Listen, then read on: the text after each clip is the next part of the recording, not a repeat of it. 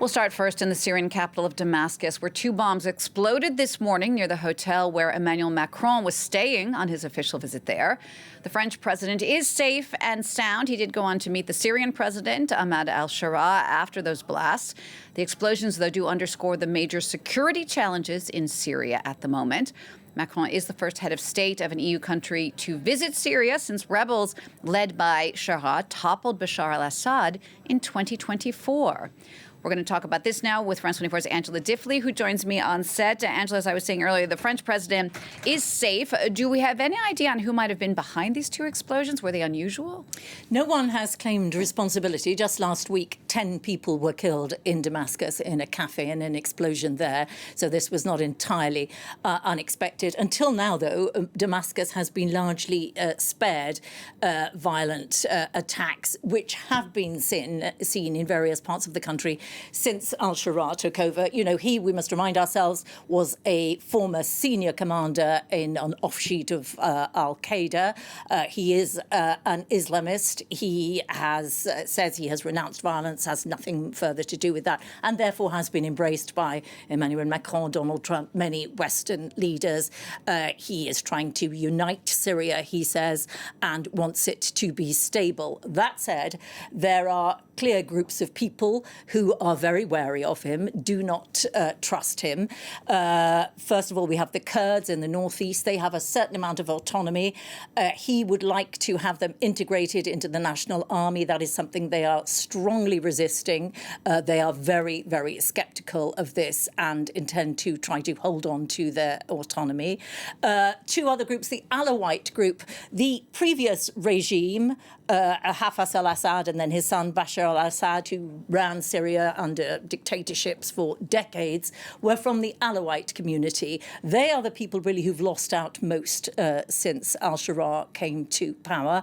And there have already been severe clashes where hundreds of people have been killed in Alawite pocket holes. It is worth pointing out that nobody really from the previous regime has been tried, and that has led to a certain amount of resentment and people, in some cases, trying to exact revenge themselves. There have been very brutal clashes between Alawites and other people from Syria in their areas.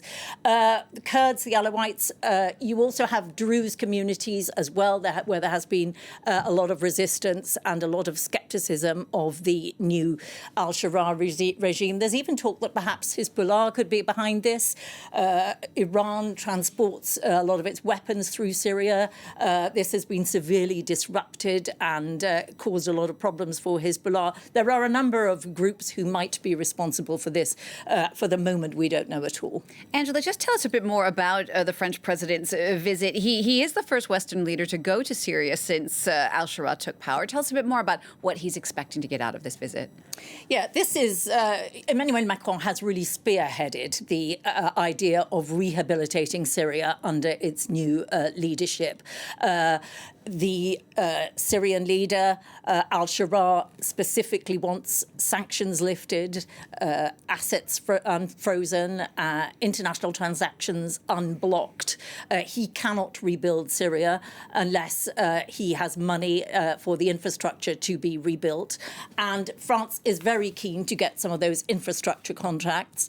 Emmanuel Macron was accompanied by senior leaders from big companies in France, notably Total Energy, other big utilities companies, with the hope of getting some of those, as we saw, those utilities contracts for French businesses. The French are of the mind that al-Sharaa should be given a chance. This is the best chance yet for Syria to be reborn, that he should be helped to try to reunite the country. There is a lot of criticism of this policy, that said, within Syria and elsewhere. The French have traditionally been allies of the Kurds, and the Kurds are very resistant, as I've just said, to al-Sharaa. And there is a worry that the French have somewhat abandoned the Kurds. And also al-Sharaa, although their political dissent is now tolerated in Syria, and it was absolutely not tolerated under the al-Assad father and son regimes, where they were brutally repressed, any dissidents.